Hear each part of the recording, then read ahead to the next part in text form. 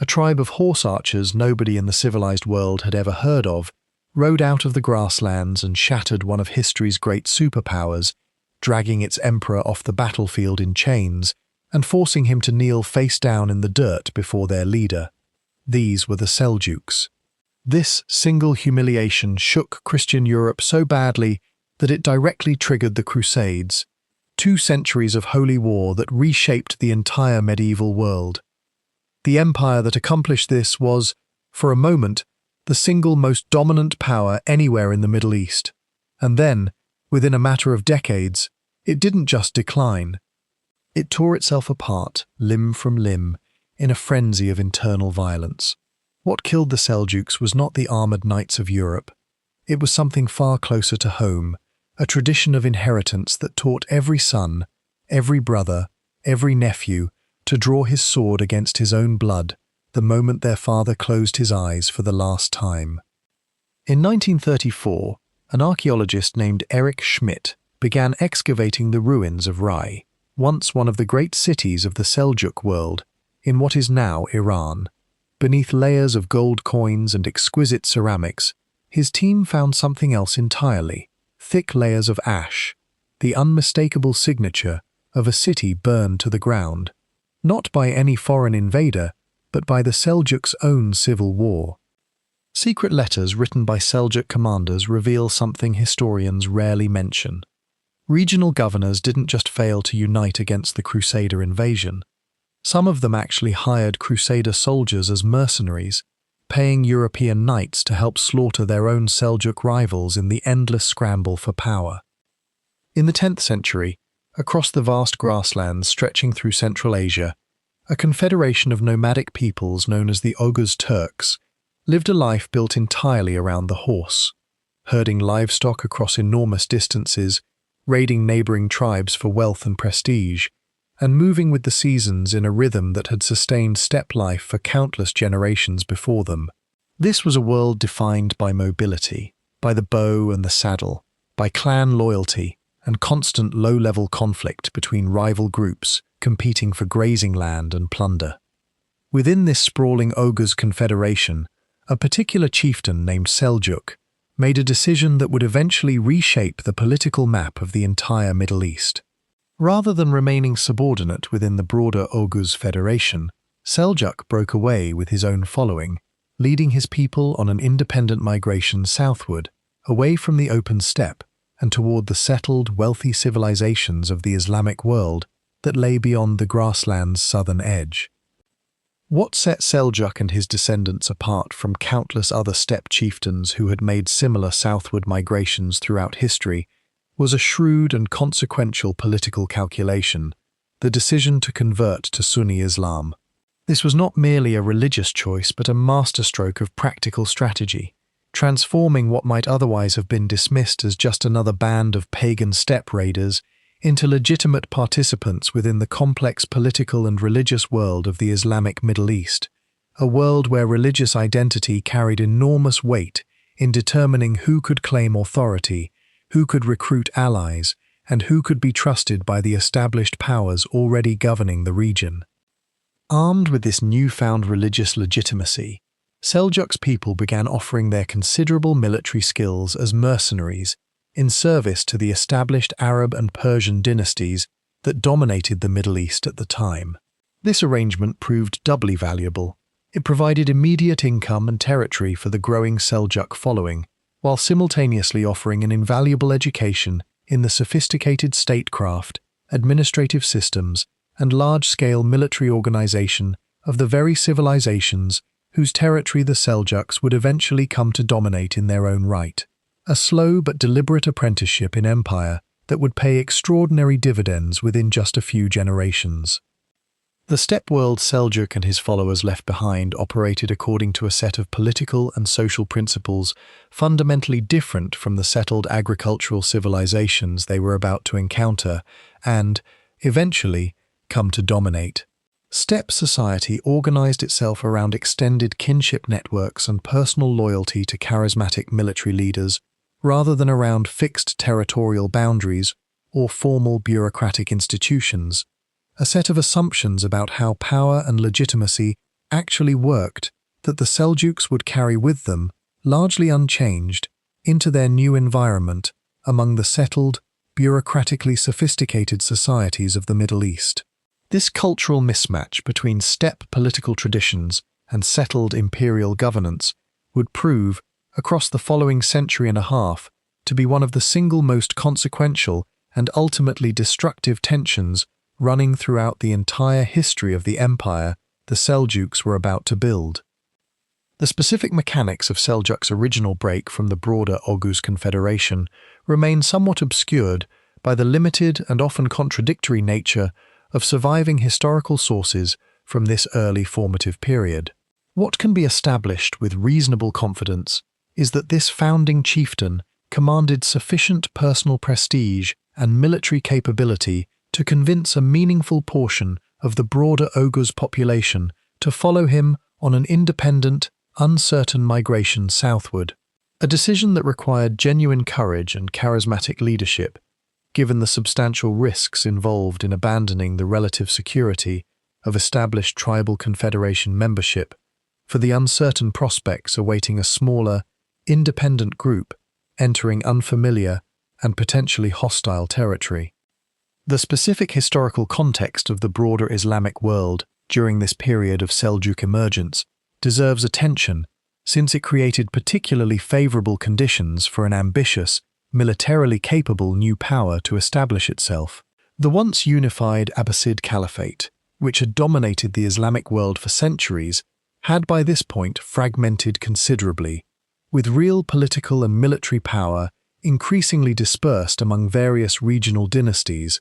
while the Caliph himself retained mostly symbolic religious authority. This fragmented political landscape, combined with ongoing tension between different regional powers competing for influence and territory, created exactly the kind of opportunity that a disciplined, mobile, and increasingly well-organized military force, like the emerging Seljuk Confederation, could exploit to dramatic effect. Leadership of the growing Seljuk following eventually passed to two grandsons of the original chieftain, Tugril Beg and Chagri Beg, brothers who developed an unusually effective working partnership that would prove instrumental in transforming their people from a wandering mercenary band into the founders of a genuine empire. Rather than competing for singular leadership as so many sibling pairs throughout history had done, the two brothers divided responsibilities according to their respective strengths, with one focusing primarily on political maneuvering and diplomatic relationships, while the other concentrated on direct military command in the field. Their growing ambitions inevitably brought them into direct conflict with the Ghaznavid Empire, a powerful and well-established regional power whose military strength included something the Seljuks had never faced in battle before: a formidable corps of war elephants, animals whose sheer size and psychological impact on unprepared enemies had helped the Ghaznavids dominate much of the Eastern Islamic world for generations. The decisive confrontation came at the Battle of Dandanakan in 1040, where Seljuk mounted archers employed a devastatingly effective strategy, striking rapidly at Ghaznavid supply lines and deliberately cutting off access to water sources in the region's harsh, arid terrain. Deprived of adequate water and increasingly disorganized under the mounting pressure of these hit-and-run tactics, the once-feared Ghaznavid war elephant corps collapsed into chaos, dragging the broader Ghaznavid army down with it in a defeat that proved absolutely decisive. This victory allowed the Seljuks to formally declare themselves an independent state,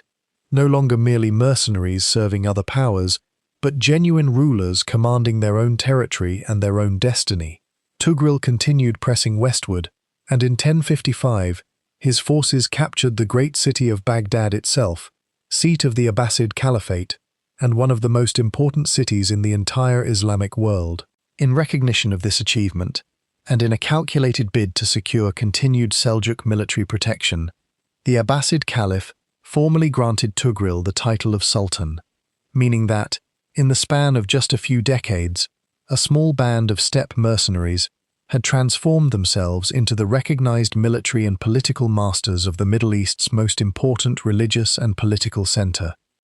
The relationship between the Seljuk Sultan and the Abbasid Caliph, established during this period, reveals a great deal about how the new Turkic rulers chose to legitimize their authority within the existing framework of Islamic political tradition. Rather than displacing the caliphate entirely and claiming purely secular military authority, the Seljuks deliberately positioned themselves as protectors and enforcers of Abbasid religious authority,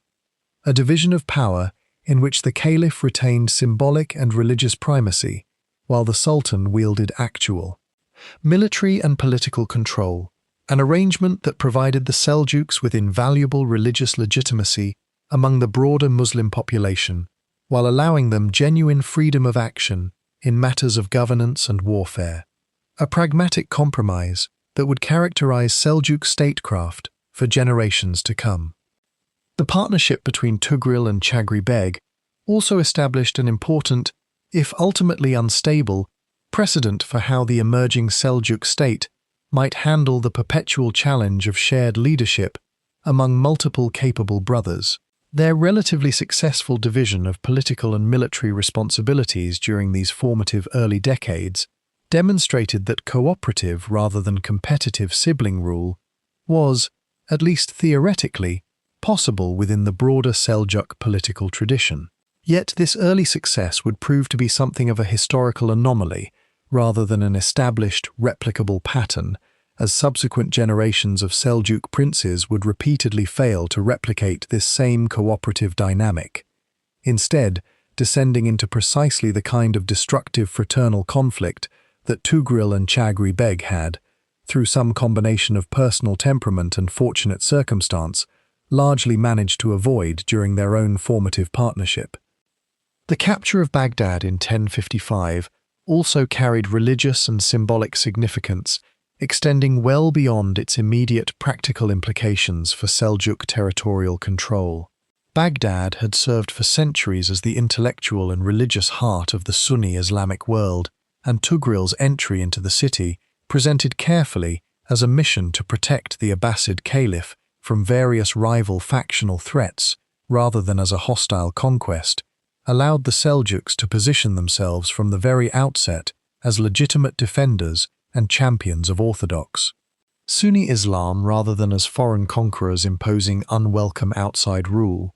a carefully cultivated public narrative that proved instrumental in securing broader acceptance for Seljuk authority among the empire's diverse Arab and Persian subject populations, who might otherwise have viewed rule by recently converted Turkic newcomers with considerably greater suspicion and resistance.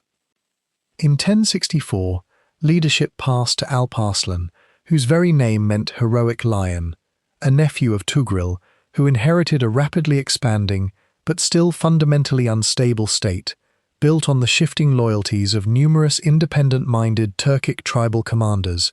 who had never fully abandoned their steppe traditions of personal autonomy and resistance to centralized authority. Managing these restless tribal chieftains represented perhaps the single greatest ongoing challenge of Alp Arslan's reign. Many of his nominal subordinates cared far more about opportunities for plunder than about serving any coherent, broader imperial strategy, creating a persistent tension between the Sultan's ambitions for genuine centralized governance and his followers' deeply ingrained steppe traditions of independent raiding and personal enrichment. Alp Arslan devised an elegant solution to this internal management problem. Rather than attempting to suppress his tribal commanders' raiding instincts entirely, he channeled that restless energy outward, directing his most unruly and independent-minded forces toward the frontier with the Byzantine Empire, where their appetite for plunder and conquest could serve productive imperial purposes rather than destabilizing internal Seljuk territory.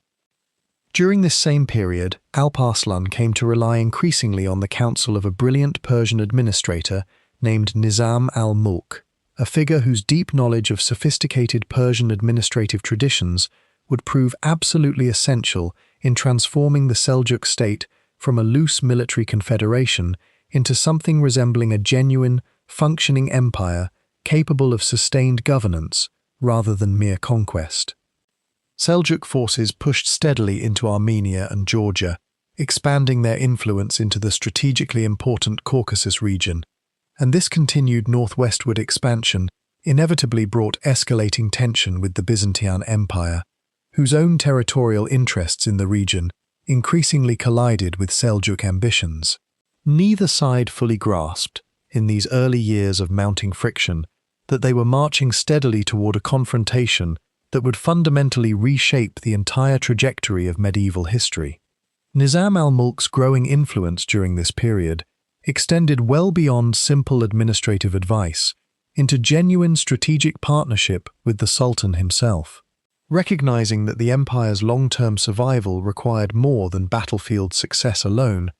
the Persian vizier began laying the groundwork for the sophisticated administrative and educational institutions that would eventually flourish under Alp Arslan's successor,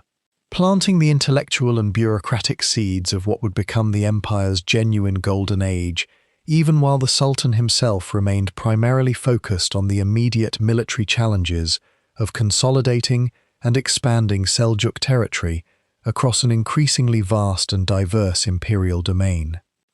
Alp Arslan's military campaigns against Byzantine territory in the years immediately preceding Manzikert followed a deliberate, escalating pattern rather than representing any single sudden decision for full-scale confrontation. Early raids tested Byzantine defensive capabilities and probed for weaknesses along the extensive frontier zone separating the two powers, gradually building Seljuk confidence and tactical familiarity with Byzantine military organization and terrain, while simultaneously demonstrating to increasingly nervous Byzantine authorities that their eastern frontier faced a genuinely serious and growing threat, requiring far more substantial military response than had previously been considered necessary against what earlier Byzantine leadership had dismissed as merely another troublesome but ultimately manageable frontier nuisance. Alp Arslan's broader strategic vision during these formative years extended beyond simple territorial acquisition into a more calculated assessment of where genuine long-term Seljuk interests actually lay. Rather than viewing conflict with Byzantium as an inevitable, purely ideologically driven religious confrontation, the Sultan approached the escalating tension with the same pragmatic calculation he had applied to managing his own fractious tribal commanders. Recognizing that continued Byzantine weakness along the eastern frontier offered genuine strategic opportunity worth pursuing methodically rather than rushing into full-scale, potentially costly confrontation before Seljuk forces and resources were adequately prepared for the scale of conflict such a confrontation would inevitably require. Byzantine Emperor Romanos IV Diogenes, determined to permanently eliminate the growing Seljuk threat along his empire's eastern frontier, assembled an enormous military force, numbering somewhere around 40,000 soldiers, a substantial army drawn from across Byzantine territory and reinforced with various foreign mercenary contingents, all committed to the singular objective of crushing Seljuk power once and for all in a single decisive campaign. Alp Arslan's own forces were considerably smaller in raw numbers, but they possessed a crucial tactical advantage in the form of highly mobile light cavalry, mounted archers capable of striking with speed and precision that the more heavily equipped and less maneuverable Byzantine forces simply could not match on the open terrain where the two armies would eventually meet. The armies clashed on August 26, 1071, near the town of Manzikert, in a battle where Seljuk forces employed a classic steppe cavalry tactic known as the feigned retreat, deliberately appearing to break and flee under pressure, drawing overconfident Byzantine units out of their careful defensive formations and into pursuit, only to wheel around and counterattack once the Byzantine lines had become dangerously overextended and disorganized. The battle's outcome was decided as much by treachery within Byzantine ranks as by Seljuk tactical brilliance. Certain mercenary contingents and political rivals of the emperor,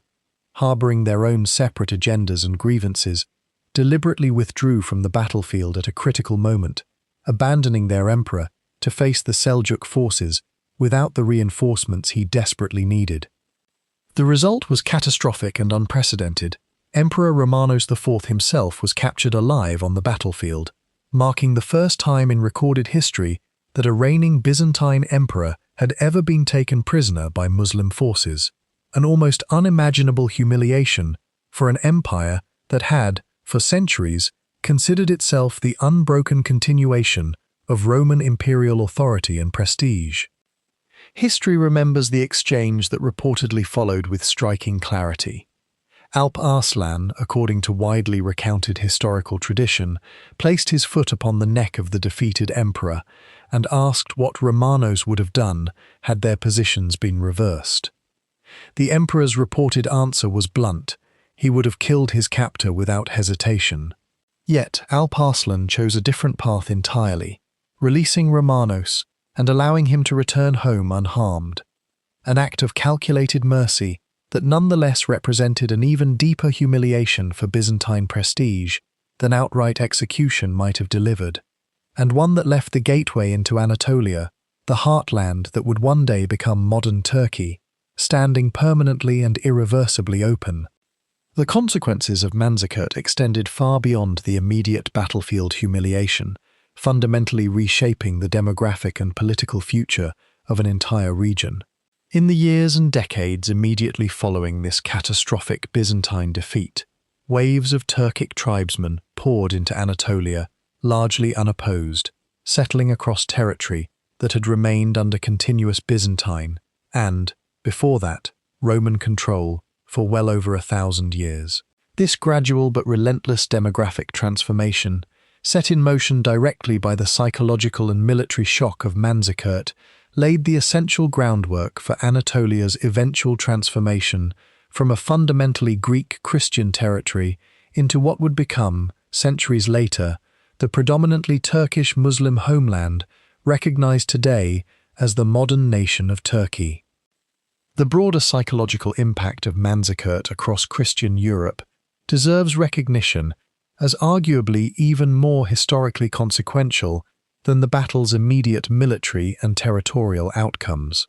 News of a Byzantine emperor captured alive by Muslim forces spread with genuine alarm through European courts and religious institutions, contributing directly to a growing sense among Western Christian leadership that the Islamic world posed an urgent, escalating threat requiring coordinated Christian military response rather than the more localized, regionally contained conflicts that had characterized Christian-Muslim relations across previous centuries.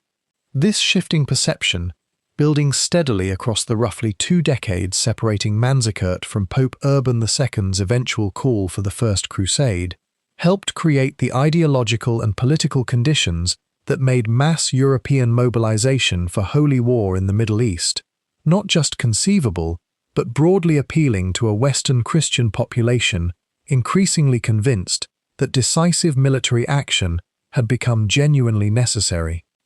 The tactical details of the feigned retreat maneuver that proved so decisive at Manzikert deserve closer examination, since this particular technique represented a highly refined product of centuries of accumulated steppe warfare tradition, rather than any improvised battlefield innovation. Seljuk mounted archers trained extensively in the disciplined coordination required to execute a controlled, seemingly chaotic retreat, while maintaining sufficient formation integrity to wheel around and counterattack at precisely the right moment, a maneuver requiring exceptional horsemanship, unit cohesion, and battlefield discipline that heavily armored, less mobile Byzantine cavalry units, more accustomed to direct frontal engagement, generally struggled to counter effectively even when they recognized the tactic being employed against them. Following Alp Arslan's reign, his son Malik Shah I ascended to power and presided over what historians widely consider the genuine golden age of Seljuk civilization, an era characterized by unprecedented territorial extent, administrative sophistication, and cultural flourishing across the empire's vast holdings. Yet the true architect of this golden age was not the Sultan himself, but his brilliant and endlessly capable vizier, Nizam al-Mulk, a Persian administrator whose vision and organizational genius effectively ran the day-to-day operations of the entire empire, while Malik Shah occupied the formal seat of ultimate authority. Nizam al-Mulk's most consequential and far-reaching innovation was the ICTA system, an administrative arrangement granting regional military commanders the right to collect tax revenue directly from designated territories in exchange for maintaining military forces and providing troops when called upon by the central government, an arrangement bearing striking structural similarities to European feudalism developing during roughly this same historical period, and one that would prove, in the long run, to carry both tremendous administrative efficiency and profound long-term political danger in equal measure. Beyond pure administration, Nizam al-Mulk championed intellectual and educational achievement on a genuinely unprecedented scale, establishing a network of institutions known as the Nizamiya schools, widely regarded by historians as among the very first true institutions of higher learning anywhere in the world, predating similar European university structures by generations and drawing scholars and students from across the vast expanse of the Islamic world. Under this remarkable patronage of learning, brilliant minds like the mathematician and poet Omar Khayyam flourished, producing groundbreaking work including the extraordinarily precise Jalali calendar, an astronomical achievement so accurate that it remained more precise than the Gregorian calendar later adopted throughout much of the Western world. What made this golden age genuinely remarkable was the successful fusion it achieved between Turkic military dynamism and Persian administrative sophistication, a combination that produced one of the most effectively governed and culturally accomplished states of the medieval Islamic world. Yet beneath this glittering surface of prosperity and achievement lurked a fundamental structural vulnerability: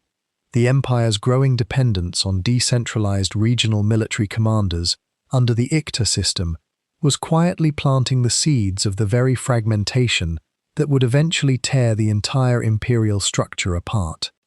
Nizam al-Mulk's own writings, particularly his celebrated treatise on statecraft known as the Book of Government, reveal a sophisticated political thinker acutely aware of exactly the kind of dangers his own administrative innovations might eventually unleash. In this remarkable work, he explicitly warned future rulers about the perils of allowing regional military commanders to accumulate excessive independent power, cautioning that a sultan who failed to maintain direct, personal oversight over his provincial governors risked watching his empire gradually slip away into de facto independent principalities. It stands as one of history's more poignant ironies that the very administrative system Nizam al-Mulk himself designed and implemented would go on to produce almost exactly the catastrophic outcome his own writings had so clearly anticipated and warned against. The Nizamiya educational institutions Nizam al-Mulk established carried significance extending well beyond their immediate contribution to Seljuk cultural prestige, representing a genuinely influential model for organized higher education that would shape intellectual institutions across the broader Islamic world for centuries afterward. These schools combined religious education with training in law, administration, and various secular sciences, producing generations of educated officials and scholars whose expertise helped staff the sophisticated bureaucratic apparatus the empire required to govern its vast and diverse territories effectively. Some historians have argued that the basic institutional model pioneered through the Nizamiya network, combining structured curriculum, endowed funding, and formal credentialing of graduates, may have exerted meaningful, if indirect, influence on the eventual development of similar university structures that would emerge somewhat later in medieval Europe. Malik Shah's own reign, though frequently remembered primarily as a showcase for Nizam al-Mulk's administrative genius, also involved genuine and substantial territorial expansion achieved through the Sultan's own direct military leadership. Seljuk forces during this period extended their control deep into Central Asia, securing the crucial Silk Road trade routes that would generate enormous commercial wealth for the empire, while simultaneously consolidating and stabilizing control over previously conquered territories in Syria and the broader Levant region, achieving a genuine territorial extent that represented the absolute geographic peak of unified Great Seljuk imperial authority, a peak the fragmenting dynasty would never again come close to matching in the century and a half of continued, increasingly chaotic history that remained ahead of it. Even at the height of Seljuk power, a uniquely terrifying adversary emerged from within the shadows of the empire's own territory, a secretive religious and military order that history would come to know simply as the Assassins, founded by a charismatic Ismaili Shia leader named Hassan-i Sabbah, who seized control of the seemingly impregnable mountain fortress of Alamut, perched atop terrain so difficult to access that conventional military conquest proved almost impossible. Rather than confronting Seljuk military power through open battlefield engagement, an approach that would have been hopeless given the overwhelming disparity in conventional military strength, Hassan-i Sabbah's followers pioneered an entirely different form of warfare, centered on carefully targeted political assassination, eliminating key Seljuk officials and commanders through calculated, often public killings designed to spread maximum psychological terror throughout the broader Seljuk political and military establishment. The assassins developed an almost supernatural reputation for their ability to penetrate even the most heavily guarded inner sanctums of Seljuk power. Historical accounts describe agents infiltrating the private sleeping chambers of powerful Seljuk military commanders, leaving behind nothing more than a dagger planted directly into the pillow beside the sleeping target's head, accompanied by a written warning, a chilling demonstration of penetration capability that communicated, with unmistakable clarity, that no fortification or personal guard could truly guarantee safety from this shadowy organization.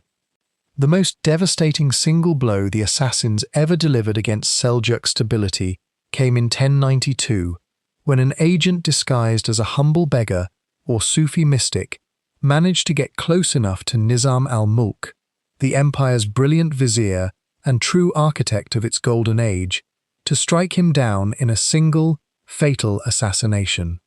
The death of this singular administrative genius sent immediate shockwaves through the entire structure of Seljuk governance, since so much of the empire's effective functioning had come to depend on his personal expertise and carefully cultivated network of administrative relationships. In the aftermath, a palpable atmosphere of paranoia spread throughout Seljuk elite circles, with military commanders reportedly taking to wearing chainmail armor even while sleeping. So genuinely pervasive had the fear of assassin infiltration become among the empire's highest-ranking officials. The ideological foundation underlying the assassins' campaign of targeted political violence deserves particular attention, since it reveals this was never simply random terrorism, but rather a carefully calculated strategy rooted in specific religious and political grievances.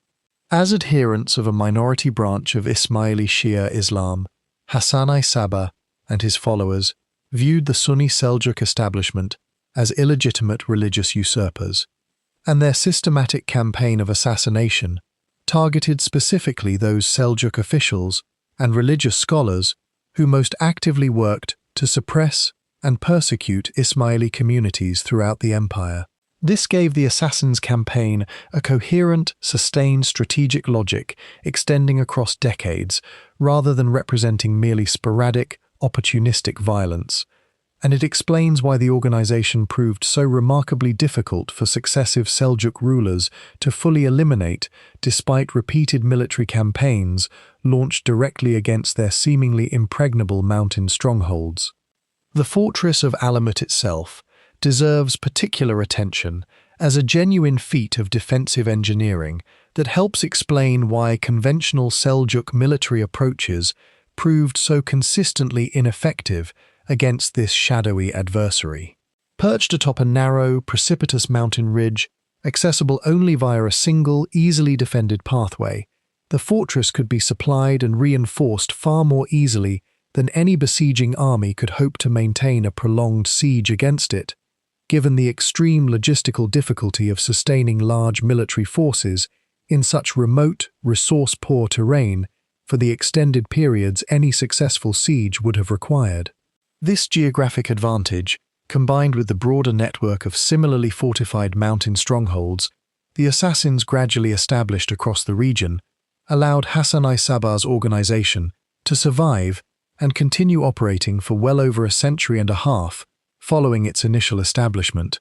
far outlasting the great Seljuk Empire itself, before finally succumbing to Mongol conquest in the following century. The broader psychological legacy of the assassins within both Islamic and, eventually, European historical memory extended far beyond their actual, comparatively limited number of confirmed victims across their long operational history. European crusaders who encountered accounts of this organization during their own campaigns in the Holy Land carried exaggerated and often wildly distorted stories back to Europe, where the term itself, derived from the Arabic word for hashish, that European chroniclers mistakenly associated with the group's supposed methods of recruitment and indoctrination, eventually entered European languages as a general term for politically motivated murder, a linguistic legacy that persists in the modern English word assassin, ensuring that this relatively small and geographically confined medieval sect achieved a level of enduring lexical and cultural influence far exceeding what its actual historical scale and reach might otherwise suggest. In a development that struck contemporary observers as almost too catastrophic to be coincidental, Sultan Malik Shah himself died under mysterious and still debated circumstances barely a single month after the assassination of his brilliant vizier, Nizam al-Mulk, depriving the empire simultaneously of both its most capable administrator and its formal ruling authority within the span of just a few devastating weeks. This double catastrophe exposed the single most dangerous structural weakness at the very heart of Seljuk political organization, the complete absence of any clear, formalized system of succession. Steppe tribal tradition held that an empire represented a form of collective family property, meaning every son of a deceased ruler possessed an equally legitimate theoretical claim to the throne, a principle that had worked reasonably well within the context of smaller nomadic confederations, but proved genuinely catastrophic when applied to the governance of a vast, settled, multi-ethnic empire. Malik Shah's widow, Turkan Khatun, moved swiftly and ruthlessly to exploit this succession ambiguity in her own favor, concealing news of the Sultan's death long enough to position her own 4-year-old son as the nominal successor to the throne, calculating that installing a young child would allow her to exercise effective regency authority over the empire's actual governance. This maneuver provoked immediate and fierce resistance from Malik Shah's other sons, most prominently Barkiyaruk and Muhammad I, both of whom refused to accept the legitimacy of their young half-brother's claim and instead raised their own competing armies, plunging the once glorious Seljuk state into a devastating cycle of internal civil war that would recur, with only brief interruptions, across multiple subsequent generations of the ruling dynasty. What followed was a grim, self-destructive pattern that would come to define the empire's later decades. Successive Seljuk princes increasingly turned to hired mercenary armies to fight their internal power struggles, systematically weakening the broader empire's collective military strength, even as individual rival claimants pursued their own narrow, personal ambitions for the throne. And it was precisely during this period of catastrophic internal fragmentation and self-inflicted bloodletting that an entirely unexpected storm began gathering far to the west, one that would soon arrive at Seljuk territory in the form of armored knights from an entirely foreign civilization. The scale and duration of this succession crisis deserves careful appreciation, since it did not resolve quickly or cleanly, but instead dragged on across more than a decade of intermittent but genuinely devastating civil conflict. Barkiyaruk eventually managed to establish himself as the dominant claimant among his rival brothers, but his own authority remained perpetually contested and never approached the genuine, unchallenged unity the empire had enjoyed under his father Malik Shah's more stable rule. Regional governors throughout the empire increasingly learned during these chaotic years that their genuine political survival depended far more on skillful maneuvering between competing royal claimants than on any consistent loyalty to a single central authority,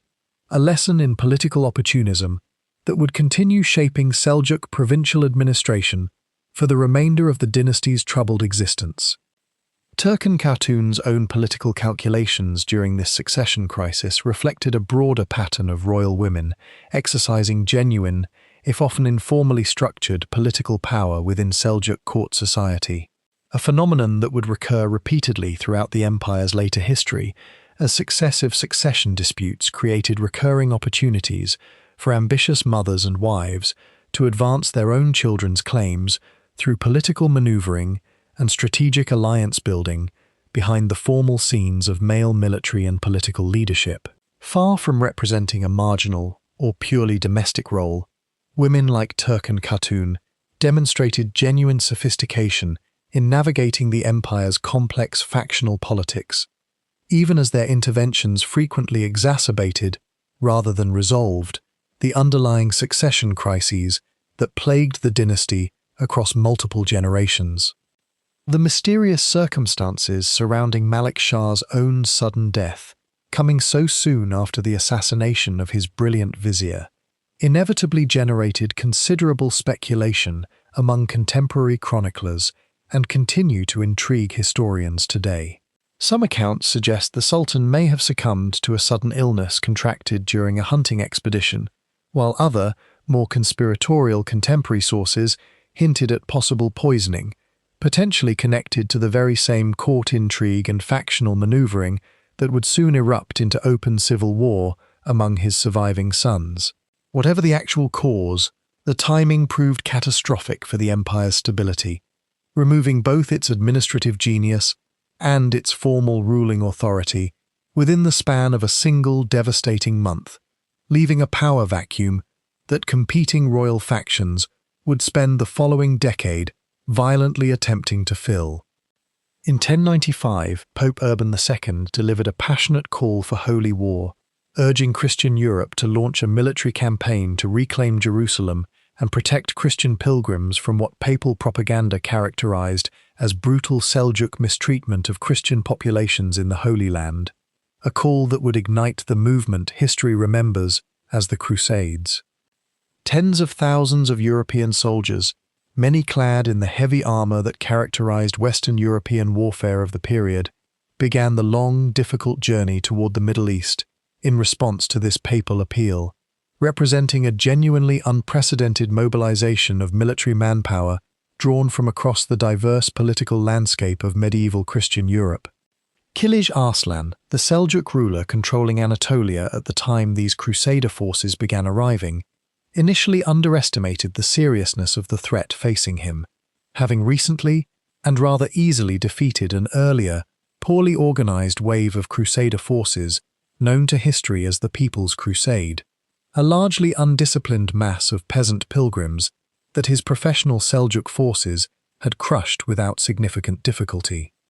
This earlier easy victory proved to be a dangerous trap of overconfidence. At the Battle of Dorylaeum in 1097,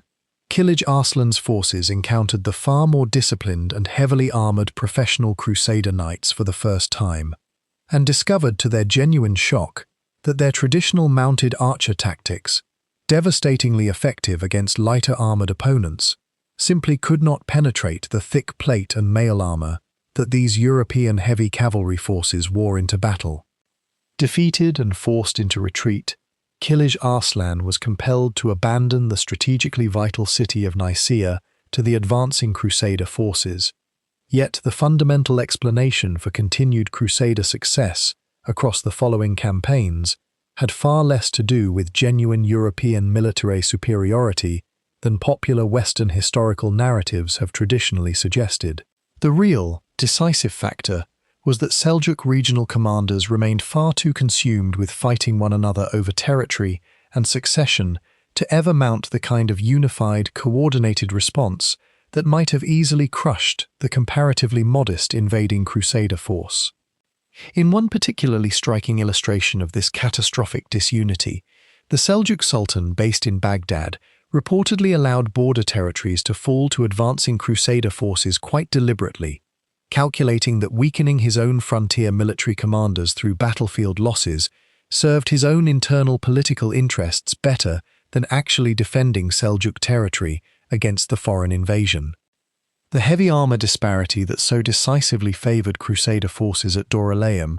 represented a genuine technological and tactical surprise for Seljuk commanders, accustomed to facing opponents whose equipment more closely resembled their own lighter, more mobile fighting style. European knights of this era typically wore substantial mail armor covering their entire bodies, protection that Seljuk composite bows, devastatingly effective against unarmored or lightly armored opponents, simply could not reliably penetrate at any significant range. This forced Seljuk commanders to fundamentally reconsider their traditional tactical approach when facing Crusader heavy cavalry, a painful and costly military education that would gradually reshape how Turkic forces throughout the broader region approached warfare against European-style armored opponents across the following decades of continued conflict. The broader Crusader logistical challenge of sustaining a large invading army thousands of miles from home, deep within hostile and unfamiliar territory, represented a genuinely remarkable feat of medieval military organization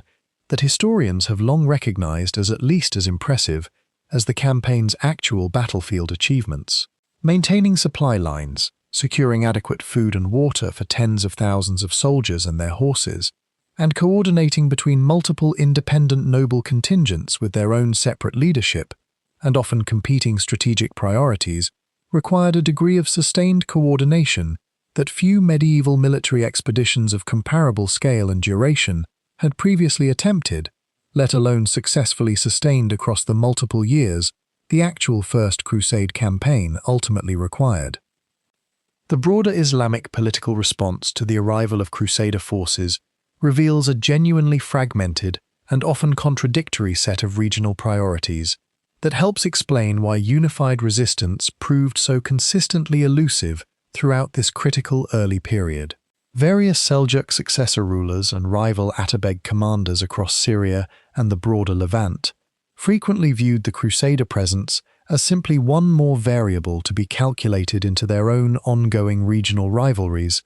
rather than recognizing the invading force as representing a categorically different and more urgent kind of existential threat, requiring immediate, unified response. This fundamental failure of strategic perception, more than any inherent Crusader military superiority, explains why a comparatively modest invading force was able to establish and maintain multiple independent Crusader states across the region for nearly 2 full centuries following these initial campaigns.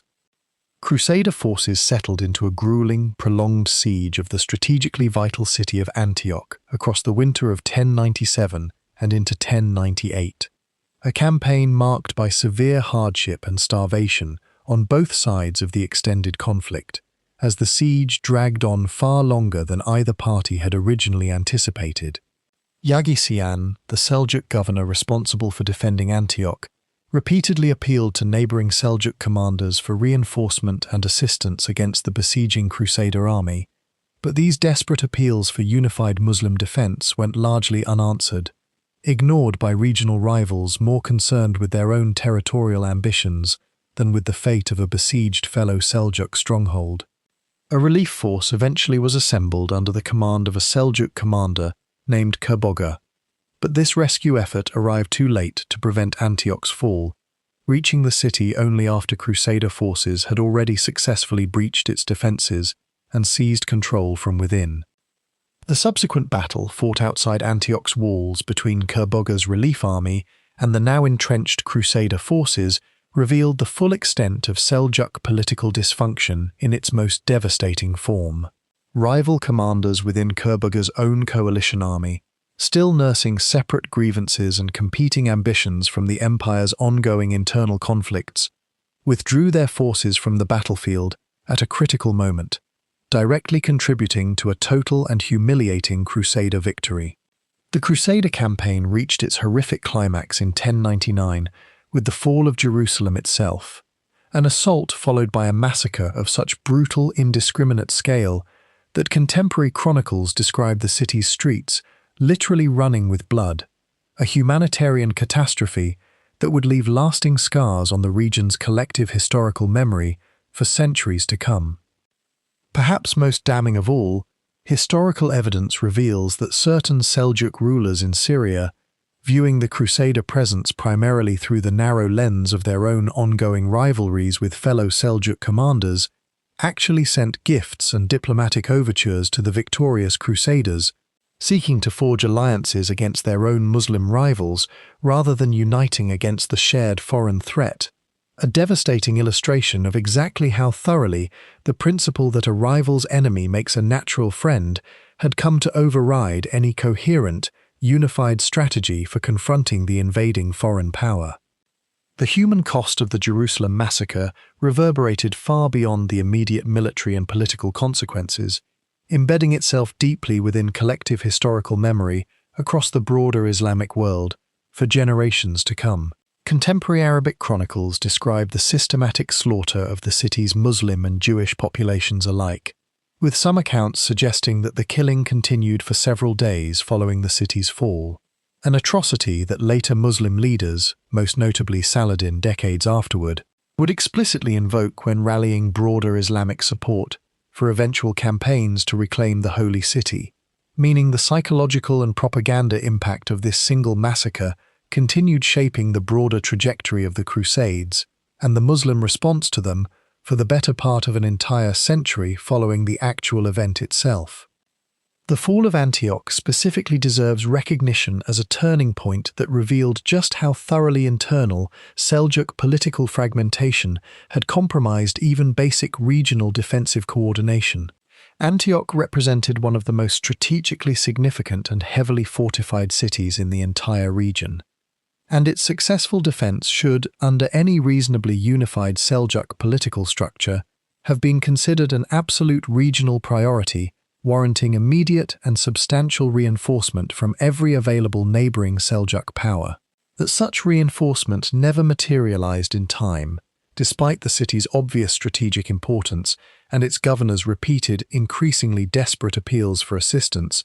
illustrates with particular clarity just how completely internal rivalry and mutual suspicion among Seljuk regional commanders had come to override even the most basic considerations of shared strategic self-interest against a genuinely dangerous foreign invasion. The Crusader states that emerged from this initial conquest, including the county of Edessa, the Principality of Antioch, and the Kingdom of Jerusalem itself, established a genuinely novel political presence within the broader Middle Eastern landscape. European Christian territories governed according to Western feudal principles, yet situated deep within a region whose surrounding population, culture, and political traditions remained overwhelmingly Islamic. These Crusader states would persist for nearly 2 centuries, gradually developing their own hybrid cultural and administrative practices that blended European and regional Levantine traditions, even as the broader Muslim world surrounding them slowly, unevenly began developing the kind of more coordinated resistance that would eventually, under the leadership of figures like Zengi, Nur ad-Din, and ultimately Saladin himself, gradually reverse the initial Crusader territorial gains achieved during this catastrophic period of Seljuk internal fragmentation and disunity. In an effort to address the recurring dangers posed by the empire's chronic succession disputes, Seljuk rulers developed an institutional innovation known as the Atabeg system, under which young royal princes were formally entrusted to the care of powerful military commanders, tasked specifically with raising and educating these children in the arts of warfare and governance out in the empire's various provincial territories. The underlying theoretical logic behind this arrangement seemed sound enough. By placing royal heirs under the direct guidance of the empire's most capable military commanders, the dynasty could theoretically ensure its princes received thorough practical training in leadership and combat, better preparing them for the eventual responsibilities of rule. In practice, however, this arrangement proved to be something closer to a slow-acting institutional poison, one whose full destructive consequences would only become apparent gradually over subsequent decades. When the central sultan eventually died, these same Atabeg commanders, who had spent years cultivating direct personal control over their young royal wards, frequently transformed their princely charges into convenient political instruments, raising armies nominally in the young prince's name, while pursuing what were, in reality, their own independent ambitions for regional power and autonomy. Over time, many of these Atabegs effectively became independent rulers in their own right, retaining only the thinnest nominal deference to central Seljuk authority, while exercising genuine, unchallenged sovereignty over their own territories. The powerful Zengid dynasty that eventually emerged in Syria represents perhaps the most historically significant example of this broader pattern of Atabeg-derived regional independence. By the culmination of this long, gradual process, the once unified Seljuk Empire had effectively dissolved into a loose patchwork of dozens of smaller successor states, each governed by a former Seljuk military commander who had successfully transformed temporary, delegated authority into permanent, hereditary regional power, meaning the very system designed specifically to protect and strengthen the ruling dynasty had instead become one of the primary mechanisms driving its ultimate political fragmentation and decline. The psychological dynamics underlying this gradual Atabeg transformation from loyal guardian to independent ruler deserve careful consideration, since the process rarely involved any single dramatic moment of open betrayal or rebellion against central authority. Instead, Atabegs typically began by exercising what appeared to be entirely legitimate authority delegated to them as guardians of young royal princes, gradually expanding their independent decision-making and military capability over years of practical, hands-on regional governance, until the eventual moment when central Seljuk authority proved too weak or too distracted by its own internal succession disputes to meaningfully challenge what had, by that point, become de facto independent regional rule in all but formal name and title. The broader historical pattern the Atabeg system exemplifies extends well beyond the specific circumstances of Seljuk decline into a genuinely recurring theme across numerous historical empires that have relied on delegated guardianship or regency arrangements to manage succession challenges. Any political system that grants substantial independent authority to individuals ostensibly serving merely as temporary guardians or advisors inevitably risks watching those same individuals gradually convert delegated, theoretically temporary authority into genuine, permanent personal power, particularly during the kind of extended periods of weak central leadership that so frequently accompany succession crises and disputed royal inheritances of exactly the type that plagued the Seljuk dynasty across virtually its entire later history. The specific mechanics of how the Ikta land grant system interacted with the Atabeg guardianship system deserve particular attention, since their combination proved especially corrosive to lasting central authority. An Atabeg guardian typically administered not merely the young prince's household and education, but also the substantial Ikta land grants and associated tax revenues nominally belonging to his royal ward, meaning these guardians accumulated direct control over significant military and financial resources at precisely the same time they were cultivating personal loyalty among the soldiers and administrators technically serving the young prince's household. By the time any given prince reached adulthood, assuming he survived long enough to do so amid the empire's frequent succession disputes, his own Atabeg guardian had often already built a power base so substantial and so personally loyal that the notionally subordinate prince found himself with little genuine independent authority even after formally coming of age. Ahmad Sanjar, the youngest son of the great Malik Shah, rose to govern the empire's eastern territories centered on the historically significant region of Khorasan, inheriting responsibility for holding together at least a substantial portion of what remained of unified Seljuk authority amid the broader empire's ongoing fragmentation elsewhere. By most historical accounts, Sanjar proved to be a genuinely capable and determined leader, dedicating enormous effort across his long reign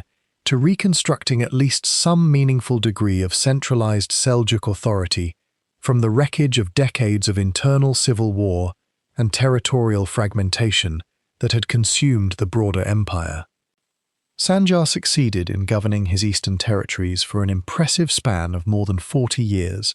a remarkably long and comparatively stable reign that many historians regard as representing the final genuine era of meaningful Seljuk imperial stability before the broader dynasty's ultimate and irreversible collapse.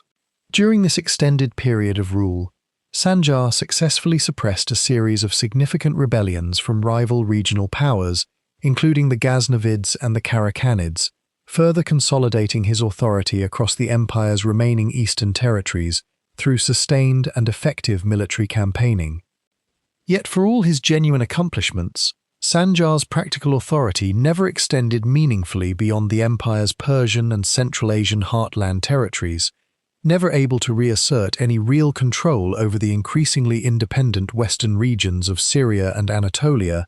that had already effectively slipped beyond meaningful central Seljuk authority through the ongoing Atabeg-driven fragmentation described in the previous chapter of this story. Toward the latter years of his long reign, Sanjar confronted an entirely unprecedented threat emerging from the east, a challenge unlike anything the Seljuk world had previously encountered: the sudden appearance of the Kara Kitai, a formidable nomadic power originating from territory in western China, representing an early harbinger of the even more devastating eastern nomadic incursions that would eventually reshape the entire region in the following century. Sanjar's extended and comparatively stable reign over the eastern Seljuk territories offers a genuinely instructive counterpoint to the chaos consuming the empire's western holdings during this same general period. Where Syria and Anatolia had already largely dissolved into the patchwork of independent Atabeg-controlled principalities described in the previous chapter,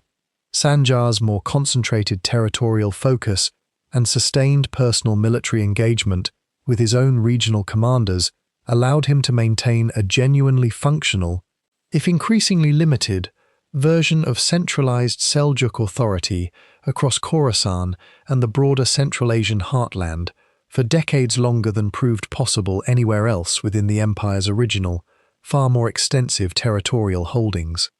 Sanjar's relationship with his numerous provincial subordinates throughout his long eastern reign reveals a ruler who understood, perhaps better than many of his royal relatives governing elsewhere within the fragmenting broader empire, the genuine importance of sustained personal engagement in maintaining effective regional control. Rather than delegating military and administrative responsibility to Atabeg guardians in the manner that had proven so destructive elsewhere within Seljuk territory, Sanjar generally maintained direct personal command over military campaigns and cultivated ongoing, hands-on relationships with his regional governors, a more labor-intensive but ultimately more durable approach to sustaining central authority that helps explain why his eastern territories avoided, for so much longer than the empire's western holdings, the kind of rapid fragmentation into independent successor states that characterized Syria and Anatolia during this same general historical period. Sanjar's court at his eastern capital also became a significant center of continued cultural and intellectual patronage, carrying forward at least some meaningful portion of the broader Golden Age tradition Nizam al-Mulk had originally established under Malik Shah's reign decades earlier. Poets, scholars, and religious figures continued finding meaningful royal patronage under Sanjar's rule, even as the broader empire he nominally still claimed to represent had already fragmented into dozens of competing regional territories elsewhere. A reminder that genuine cultural accomplishment and political fragmentation could, and frequently did, coexist within the same broader historical moment across the diverse and unevenly developing landscape of the fracturing Seljuk world. Historians examining Sanjar's extended reign have frequently drawn comparisons between his leadership style and that of his more famous predecessors from the empire's original Golden Age, noting that Sanjar's genuine personal military capability and sustained hands-on governance most closely echoed the approach of Alp Arslan, While his patronage of scholarship and culture, though operating on a somewhat reduced scale given the empire's already fragmented broader circumstances, carried forward meaningful elements of the intellectual tradition Nizam al-Mulk had originally established decades earlier. In this sense, Sanjar's long eastern reign represents something of a final, concentrated distillation of everything that had made the earlier unified Great Seljuk Empire genuinely successful, even as that same empire's broader political unity had already permanently and irreversibly slipped away elsewhere across its once vast territorial holdings. In 1141, Sultan Sanjar found himself in direct military confrontation with Yeludashi, the formidable leader of the rapidly expanding Kara Khitai state, a clash between two significant regional powers that would ultimately prove decisive in permanently altering the broader balance of power across Central Asia. The two massive armies met in battle near Samarkand, at a location known as Katwan, a confrontation between what were, at the time, two of the most significant military powers operating anywhere across the vast expanse of Central Asia. Yeludashi's forces employed devastatingly effective tactics, successfully cutting off and isolating segments of Sanjar's army before systematically destroying them piece by piece, a methodical approach to battlefield destruction that ultimately proved catastrophic for the previously formidable Seljuk military machine. The scale of Sanjar's defeat proved genuinely staggering. His own wife was captured as a prisoner of war by the victorious Kara Khitai forces, and a substantial number of his most experienced senior military commanders were killed in the fighting, representing losses from which the Sultan's military capability would never fully recover for the remainder of his reign. This catastrophic defeat marked the first truly severe military setback the Seljuks had ever suffered along their eastern frontier, shattering decades of accumulated military prestige and confidence in a single devastating engagement that reverberated throughout the broader Islamic world. In a fascinating historical footnote, news of Yeludashi's stunning victory over Muslim forces eventually filtered westward into Europe, where it became garbled and transformed through countless retellings into the enduring medieval legend of Prester John, a mythical Christian king supposedly ruling somewhere in the distant East, who European Christians believed was preparing to march westward and join forces with the Crusaders against the shared Muslim enemy, a legend that persisted for generations despite the inconvenient historical reality that Yeludashi himself practiced Buddhism rather than Christianity, and had no connection whatsoever to any such alliance. More immediately significant than any European legend, however, was the devastating psychological impact this defeat had within Sanjar's own territories, permanently shattering the aura of invincibility that had previously surrounded the aging sultan and emboldening his subject populations and rival claimants to increasingly question and challenge his weakened authority. The Kara Khitai themselves represented a genuinely novel category of threat that Seljuk military doctrine had never previously encountered in any of its prior conflicts across the broader Middle Eastern and Central Asian region. Unlike the various Turkic and Persian rivals the Seljuks had faced throughout their earlier history, the Kara Khitai combined steppe cavalry tactics broadly similar to the Seljuks' own traditional methods, with administrative and military organizational structures drawn from Chinese imperial tradition, producing a genuinely formidable hybrid fighting force capable of matching Seljuk forces on their own preferred tactical terms, while simultaneously bringing organizational and logistical capabilities that proved, in the event, to be superior to anything Sanjar's own forces could effectively counter on the battlefield at Katwan. The broader geopolitical consequences of the Katwan disaster extended well beyond the immediate military and psychological damage inflicted on Sanjar's authority, fundamentally reshaping the balance of power across Central Asia for generations to come. The Kara Khitai's decisive victory established their dominance over vast stretches of territory previously under at least nominal Seljuk influence, creating a genuinely powerful new regional state that would continue exercising significant influence across Central Asia until its own eventual conquest by the rapidly expanding Mongol Empire under Genghis Khan several decades later, meaning the very power that had so decisively humiliated Sanjar and the Seljuks would itself eventually fall victim to precisely the same kind of overwhelming steppe military force that had originally propelled the Seljuk dynasty itself to power centuries earlier, a striking historical pattern of rising and falling steppe empires that would recur repeatedly across the broader sweep of Central Asian history.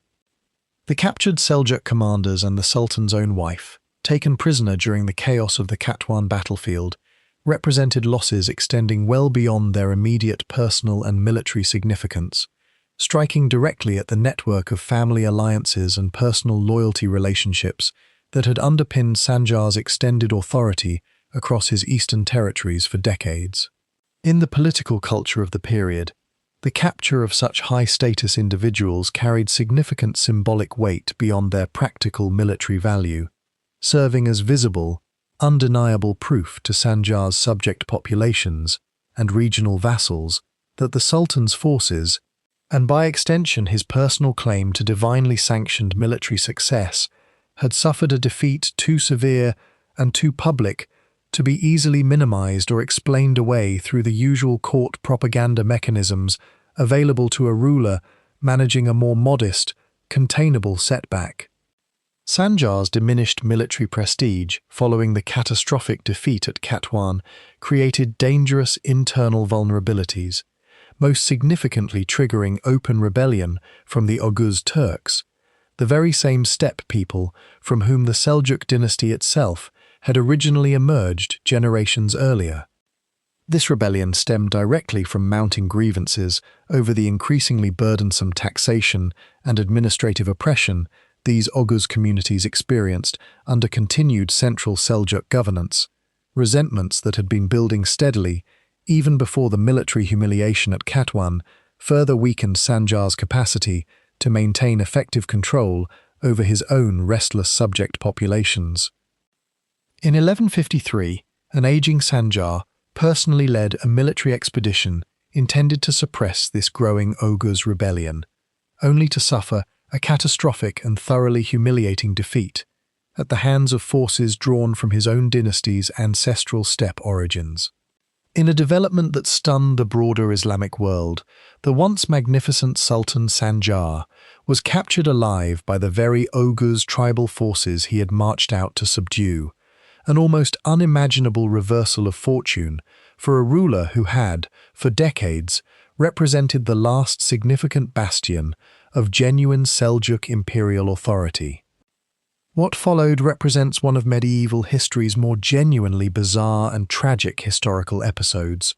For approximately 3 years, the captured Sultan was paraded as a humiliated prisoner across the open steppe by his Oghuz captors, transported from location to location in what amounted to a deliberate, sustained act of political humiliation directed against the once mighty ruler.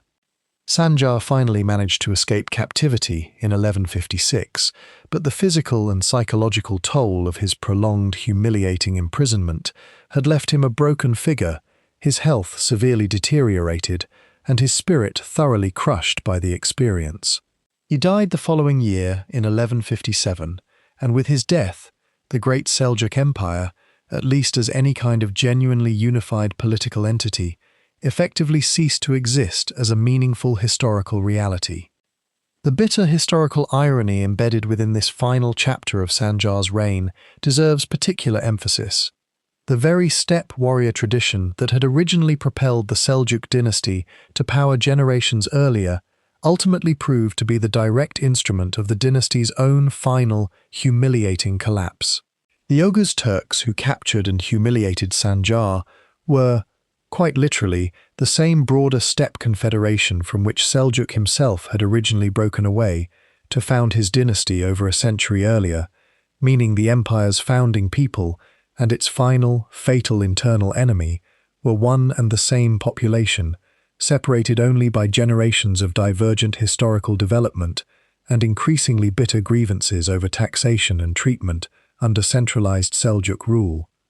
Sanjar's prolonged captivity itself represents one of the more genuinely striking episodes of humiliation ever inflicted on a major medieval Islamic ruler. Particularly striking given the Sultan's advanced age and previously unchallenged decades of authority across his eastern territories. Rather than executing their royal captive outright, an outcome that might have provoked more immediate and organized resistance from loyalist forces still nominally serving the Seljuk crown, the Oghuz rebels apparently calculated that keeping Sanjar alive, but thoroughly humiliated, paraded as a visible symbol of the once mighty Sultan's complete powerlessness, served their own political interests more effectively than a clean, decisive execution that might have transformed the aging ruler into a unifying martyr for loyalist resistance rather than a living, ongoing demonstration of Central Seljuk authority's total collapse. The broader regional consequences of Sanjar's humiliating captivity and subsequent death extended well beyond the immediate collapse of centralized Seljuk authority in the east, creating a genuine power vacuum that numerous competing local rulers and rebel factions rushed to fill in the immediate aftermath. Without any clear, universally recognized successor capable of reasserting meaningful central control, the eastern territories that Sanjar had spent over 4 decades carefully governing rapidly fractured into a chaotic patchwork of competing local authorities, mirroring, with a certain tragic historical symmetry, the exact same pattern of fragmentation that had already consumed the empire's western territories decades earlier, following the death of Malik Shah. Contemporary chroniclers writing in the years immediately following Sanjar's death struggled to process the sheer scale of the reversal his story represented, a ruler who had once commanded genuine respect and fear across an enormous swath of the Islamic world, reduced, in his final years, to a captive paraded across the very steppe territory from which his own ancestors had originally emerged to build their empire generations earlier. This narrative arc, from triumphant conquest to humiliating captivity at the hands of one's own ancestral kin, would resonate through subsequent Persian and Turkic historical and literary tradition for centuries afterward, frequently cited as a cautionary parable about the impermanence of even the most seemingly secure and long-established political power. Following the collapse of unified Great Seljuk authority, power in the empire's former eastern territories gradually shifted toward the Khwarezmian dynasty, a state whose founding rulers had, in a striking historical irony, originally served as loyal subordinate administrators within the very Seljuk imperial system they would eventually help supplant entirely. Meanwhile, in the former western Seljuk territories spanning Syria and Egypt, effective political authority increasingly consolidated under various Atabeg successor states, most notably the Ayyubid dynasty founded by the legendary Muslim military leader Saladin, a figure whose own rise to power traced directly back through the Atabeg system originally developed to protect Seljuk royal succession. In a striking historical irony that speaks volumes about the ultimate fate of the Seljuk political project, Saladin managed to accomplish something the fractured, internally divided Seljuk dynasty itself had never proven capable of achieving, genuinely uniting substantial portions of the broader Muslim world under coordinated leadership and successfully recapturing Jerusalem from Crusader control in 1187, nearly a century after the city's original catastrophic fall. The single most durable and long-lasting fragment of the original Seljuk political inheritance survived not in the empire's original Persian or Central Asian heartland, but in Anatolia, where a successor state known as the Sultanate of Rum continued flourishing for generations, gradually developing a distinctive, rich cultural synthesis blending Byzantine, Turkic, and Persian influences into a genuinely prosperous and sophisticated regional power in its own right. Yet even this comparatively successful and enduring Seljuk successor state would eventually face its own existential reckoning, confronting an entirely new and far more devastating storm sweeping in from the eastern steppes: the rapidly expanding Mongol Empire, first under the terrifying leadership of Genghis Khan himself, and subsequently under his equally formidable descendants who would go on to conquer vast stretches of the known world across the following decades. The Sultanate of Rum's remarkable cultural achievements during its most flourishing period deserve recognition in their own right, representing a genuine synthesis of civilizational traditions rather than simple military conquest and administration.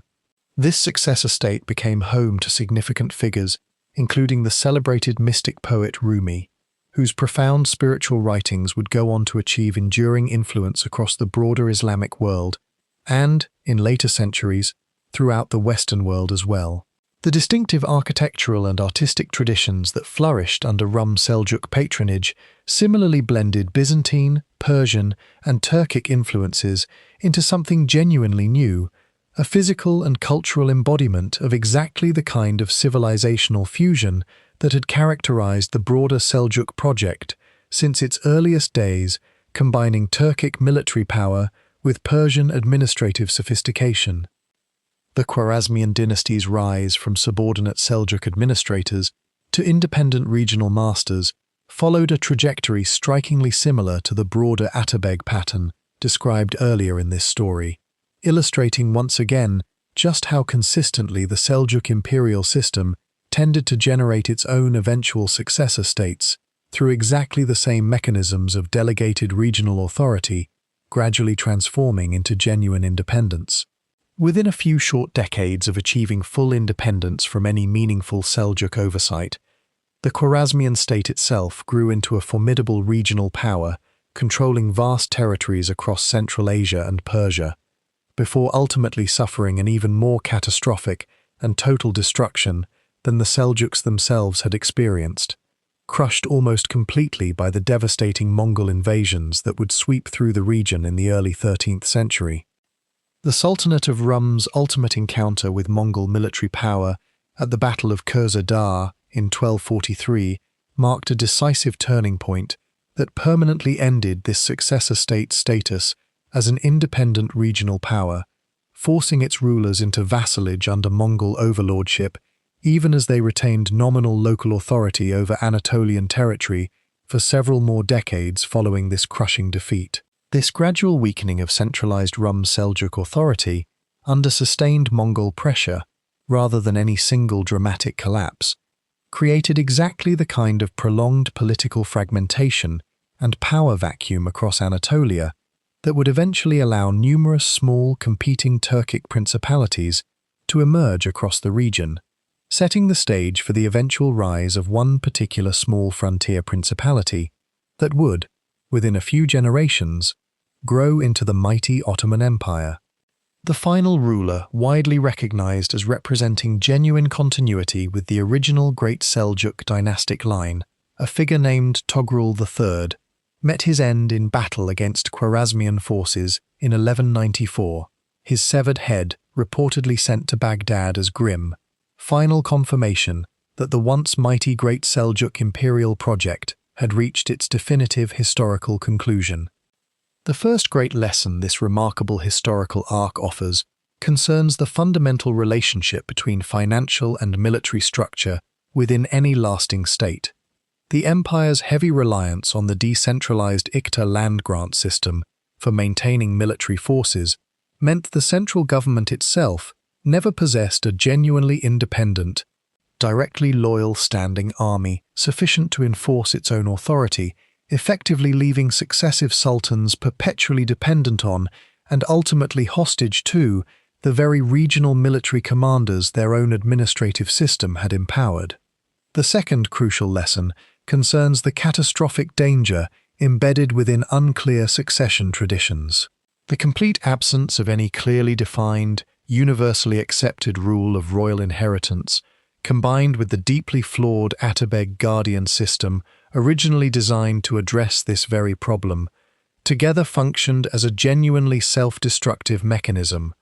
one that virtually guaranteed devastating internal civil war would erupt with each and every transition of central Seljuk leadership across the dynasty's entire history.